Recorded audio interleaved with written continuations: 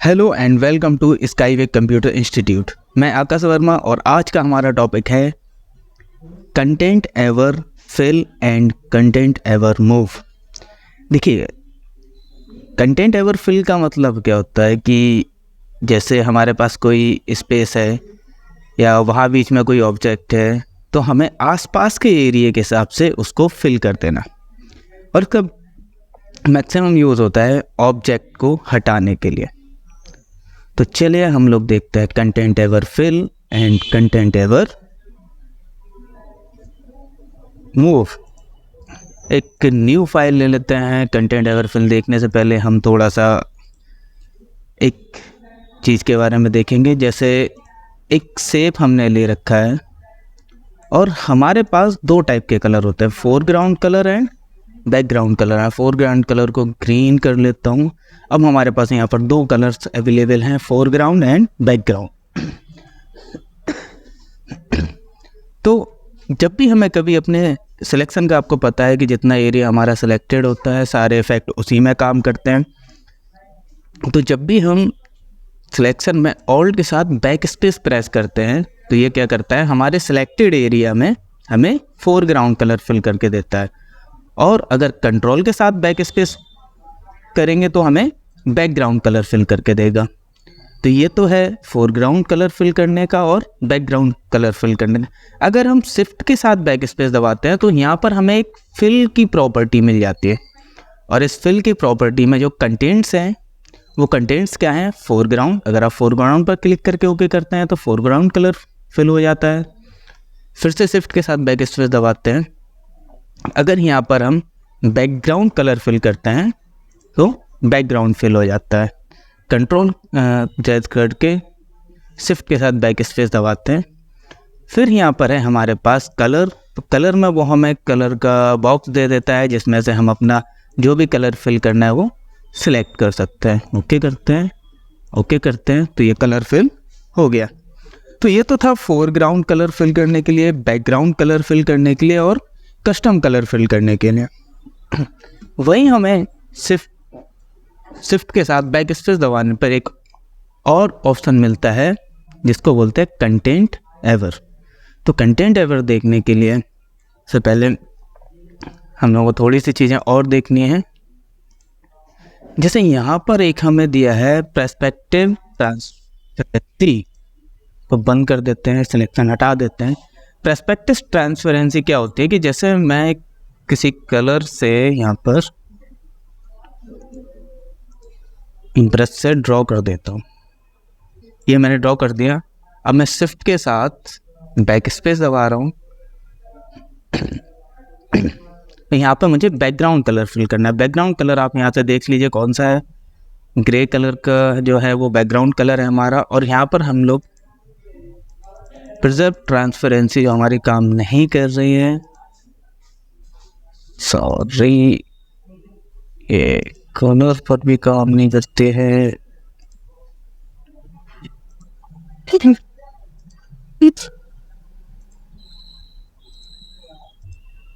Sorry.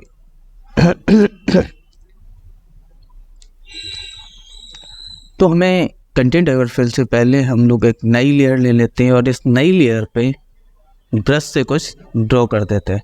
तो ये देखिए, ये न्यू लेयर पे ड्रॉ करने का मतलब क्या है कि ये लेयर हमारी ब्लैंक है। वह जितना हमने ये ग्रीन कलर ड्रॉ किया है उतना ही इस लेयर के पिक्सल्स में है, उतने ही पिक्सल्स हैं।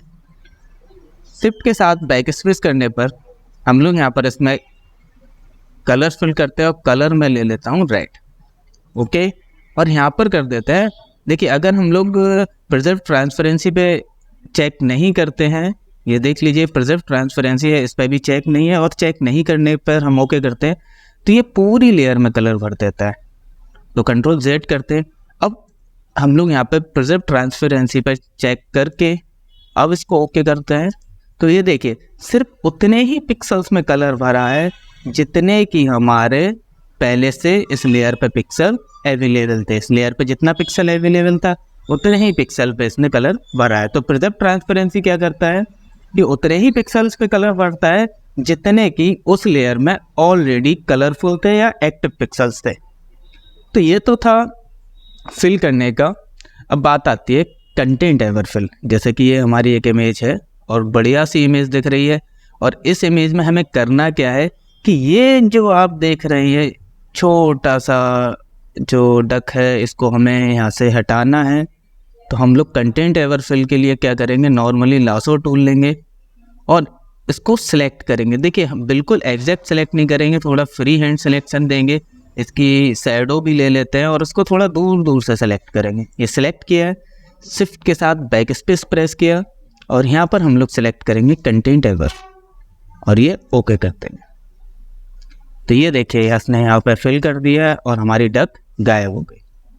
ये चीज़ मैंने अपनी ओरिजिनल लेयर पे कर रखा है, इसलिए मैं इसको बैक कंट्रोल Z कर रहा हूँ, अंडू कर रहा हूँ, ये वापस आ गई, कंट्रोल D सिलेक्शन हटाया। मैं हमेशा बोलता हूँ कि जब भी आप कोई चेंजेस करें तो एक नई लेयर पे करें। न्यू लेयर लेते हैं, अब न्यू लेयर पे जाके इसको सिलेक्ट करते हैं, ये सिलेक्शन बनाया, शिफ्ट बैक स्पेस और यहाँ पर हम लोग कंटेंट एवर सिलेक्टेड है, ये देखिए कंटेंट एवर और okay. could not fail because there are not enough source pixel in the selected layer। अब वही प्रॉब्लम फिर से आ गई है कि कंटेंट एवर फिल जो है हमारा उसमें क्या है, वो पहले से ब्लैंक लेयर है और उसमें कोई पिक्सल्स नहीं है और उसके लिए हमें यहाँ पर कोई सोर्स नहीं दे रखा है कि हम किस लेयर से लें, या सेलेक्ट ऑल लेयर का भी हमें यहाँ कहीं ऑप्शन नहीं दिख रहा है। तो फिर हमें यहाँ पर देखिए सैम्पल ऑल लेयर नहीं आ रहा है, कंटेंट एवर और ये सब कुछ भी नहीं है कि हम इसको चेंज कर सकें। तो जाहिर सी बात है कि हमें ओरिजिनल लेयर पर ही करना पड़ेगा। यहाँ पर कुछ भी नहीं है, सिलेक्ट एंड मास्क है जिसका हमें यूज़ नहीं है, अभी बंद कर देता है। अब यहाँ पर कोई ऐसा ऑप्शन हमारे पास हमें तो नहीं दिख रहा है, अगर आपको मिले तो कमेंट ज़रूर करें। तो हम लोग इसको वही करेंगे, ओरिजिनल लेयर पर ही ले जाके इसको करेंगे। ओरिजिनल लेयर लेते हैं और इसको सेलेक्ट करते हैं, सेलेक्ट किया, शिफ्ट बैक स्पेस और कंटेंट एवर। तो ये देखिए डक यहाँ से गायब हो गई। अब ये जो सारस है या डक है मुझे इतना अच्छे से नहीं पता, इसको भी रिमूव करने की कोशिश करते हैं, वापस से सिलेक्शन बनाते हैं और वही फ्री हैंड सिलेक्शन मैं बना रहा हूँ। ध्यान रखना कि मैं सिलेक्शन से थोड़ा दूर दूर जा रहा हूँ। सेलेक्ट किया और इसको भी शिफ्ट बैक स्पेस करके कंटेंट एवर फिल कर देते हैं। तो ये देखिए प्रोसेस हुआ और इसने कंटेंट एवर फिल कर दिया और वो डक हमारे यहाँ से रिमूव हो गई।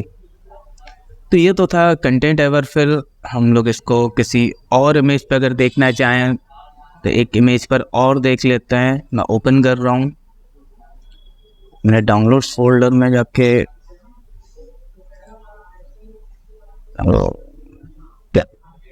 मैं इस इमेज को यहाँ से ले रहा हूँ। अब देखिए इस इमेज पे हम लोग पहले भी काम कर चुके हैं। इसको सेलेक्ट करते हैं और इसकी शैडो को भी सिलेक्ट करते हैं, क्योंकि देखिए अगर उसको अकेला सेलेक्ट किया वो कंटेंट एवर फिल हो जाएगा और शैडो उसकी वहीं के वहीं रह जाएगी। सेलेक्ट किया, शिफ्ट बैक स्पेस और ट्रांसपेरेंसी हटा देते हैं और ओके करते हैं। तो ये देखिए कितना बढ़िया इसने रिमूव कर दिया है, हमें कहीं कोई स्पॉट भी नहीं दिख रहा है और वो बंदा गायब हो गया। तो ये तो था कंटेंट एवर फिल, चीज़ों को हटाने के लिए, चीज़ों को इमेज से गायब करने के लिए। इसका यूज़ आप ऐसी इमेजेस में कर सकते हैं जहाँ कोई ऑब्जेक्ट है और आपको नहीं चाहिए वो उस इमेज में, तो आप कंटेंट एवर फिल करके हटा सकते हो। बस ध्यान रखना कि आपका सिलेक्शन थोड़ा ऐसा हो, क्योंकि ये आसपास से चीज़ों को लेके फिल कर देता है जिससे कि वो ख़राब ना हो, इतना आपको थोड़ा ध्यान रखना होगा। चलिए इसको कंट्रोल Z करते हैं। अब देखते हैं हम content ever move. Content ever move का मतलब क्या होता है कि कंटेंट के हिसाब से किसी भी ऑब्जेक्ट को मूव करा देना। चलिए हम देखते हैं। और कंटेंट एवर मूव हमें कहाँ मिलेगा, जो हमने पिछली क्लास में हीलिंग टूल्स पढ़े थे उसी में हमें यहाँ पर दिख रहा है content ever move tool. Select करते हैं अब देखिए, अब जैसे मुझे इस बंदे को मूव करना है तो मैं यहाँ से इसको सिलेक्शन दे रहा हूँ और ये सिलेक्ट करके विथ शैडो मैं इसको सिलेक्ट कर रहा हूँ। मैंने शैडो भी सिलेक्ट कर लिया, वही मैं फ्रीली से सिलेक्ट कर रहा हूँ, आप इसका ध्यान रखना। और ये सिलेक्ट हो गया। अब मुझे इसको जहाँ भी मूव करना है मैं इसको ड्रैग करके वहाँ पर छोड़ दूँ। तो मैंने यहाँ पर छोड़ा।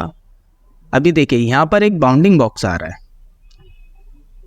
इसको हम लोग बाद में देखते हैं। मैं इसको ओके करता हूँ। थैंक्स। जैसे ही ओके किया प्रोसेस होने लगा और देखिए हमारा ऑब्जेक्ट पहले जो यहाँ था वो यहाँ पहुँच गया। मतलब इसने यहाँ पे कंटेंट एवर फिल कर दिया और हमारे ऑब्जेक्ट को दूसरी जगह मूव कर दिया।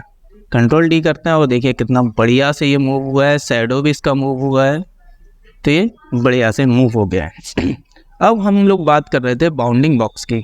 तो बाउंडिंग बॉक्स जो आता है वो कैसे आता है, देखिए इसको हम कंट्रोल Z करते हैं और अब यही सेम चीज़ हम लोग करेंगे न्यू लेयर पे। तो यहाँ से एक न्यू लेयर ले लेते हैं। अब इसको हम लोग मूव करते हैं, फिर से कंटेंट एवर और फिर से सिलेक्शन बनाते हैं।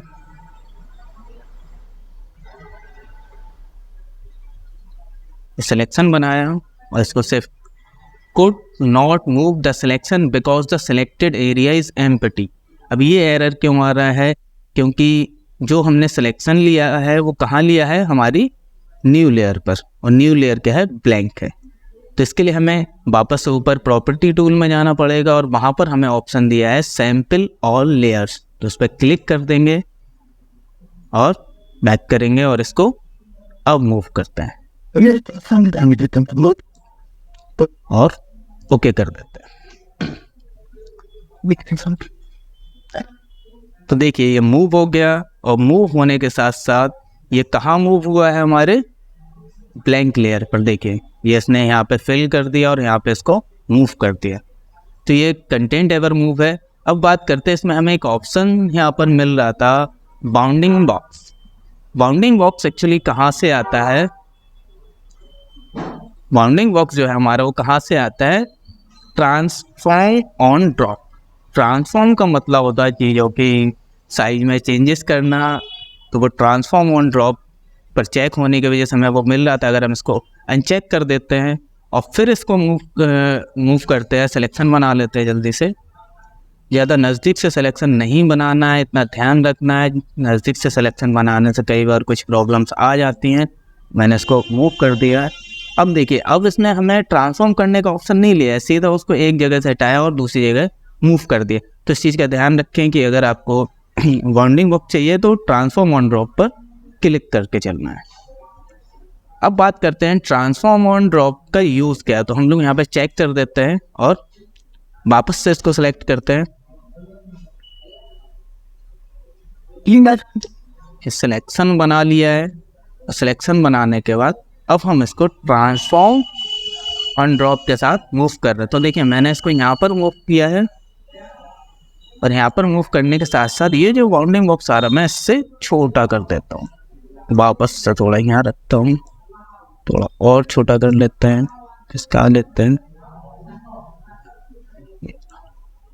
और इसको ओके कर देते हैं। अब देखिए इसको करने से क्या होगा कि हमारा जो मूव हुआ है ऑब्जेक्ट, मूव होने के साथ साथ वो उसका साइज कम भी हो गया। पहले यहाँ था, अब ये यहाँ पहुँच गया और छोटा हो गया। तो ये ध्यान रखें जब आपको ऑब्जेक्ट का साइज चेंज करना है कंटेंट एवर मूव के साथ, तो आपको ट्रांसफॉर्म ऑन ड्रॉप पर हमेशा चेक करके रखना होगा। अब बात करते हैं कि हमारे पास अभी हम लोग जब ये मूव कर रहे थे तो हमारे पास क्या ऑप्शन था, यहाँ पर मूव था, मोड। यहाँ पे देखिए मूव, ये जो मोड आप देख रहे हैं इसमें क्या है, मूव है। मूव के साथ इसमें क्या है, एक्सटेंड। एक्सटेंड का मतलब होता है चीज़ों को बढ़ाना। तो अब हम इसको एक्सटेंड पर लेके अब इसको मूव करते हैं और जैसे ही ड्रॉप करते हैं तो ये बाउंडिंग बॉक्स है, इसको हम छोटा कर लेते हैं। आपको नहीं करना है छोटा तो कोई कंपलसरी नहीं है, आप यहाँ से ओके कर सकते हैं। जैसे ही ओके किया तो अब देखिए उसने क्या किया, इसका डुप्लीकेट क्रिएट कर दिया, एक यहाँ पर भी और एक यहाँ पर भी, और दोनों के साइज़ में डिफरेंस है। क्योंकि दोनों के साइज़ में डिफरेंस क्यों, क्योंकि हमने इसको ट्रांसफॉर्म किया है, इसके साइज़ को कम किया है, तो ये डिफरेंस आ गया। तो एक्सटेंड क्या करेगा, चीज़ों को मूव करेगा और उनको डुप्लीकेट बना देगा। एक्सटेंड से वापस हम इसको मूव पे रखते हैं और इसको हम लोग यहाँ से यहाँ मूव कर देते हैं। ओके करते हैं, ये जैसे ही मूव हो गया। देखिए अब हम लोग बात कर रहे हैं कि यहाँ पर हमें स्ट्रक्चर और कलर 2 चीज़ें दी गई हैं। स्ट्रक्चर 4 पर है और कलर हमारा 0 है।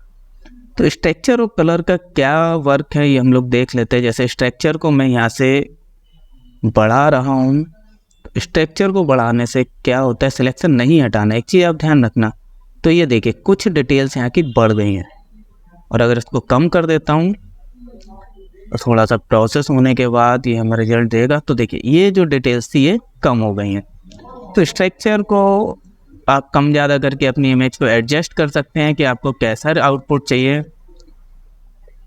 दूसरी चीज़ है स्ट्रक्चर एजेस को भी ध्यान में रख के बनाता है। कलर, तो कलर को हम पूरा 100 करके देखते हैं। जब हम लोग 100 कर देते हैं कलर को, प्रोसेस रिमूविंग सब कुछ चल रहा है इधर, तो ये देखिए कलर को कुछ थोड़ा ज़्यादा डार्क कर दिया इसने। ये देखिए चीज़ें थोड़ी अलग सी दिख रही है। कंट्रोल डी करते हैं तो देखिए, तो आपको ध्यान रखना है इन चीज़ों को। जब जिस चीज़ की ज़रूरत हो तब उसको उतना करके रखें। मैं इनको 4 and 4 पे ही रखता हूँ, तो 4 and 4 पे ही रख देते हैं और ये हमें ठीक आउटपुट यहाँ पे मिल गया है। तो इस चीज़ को ध्यान में रखें। आप चीज़ों को मूव करें, चीज़ों को गायब करें, कंटेंट एवर फिल का यूज़ करें, कंटेंट एवर मूव का यूज़ करें।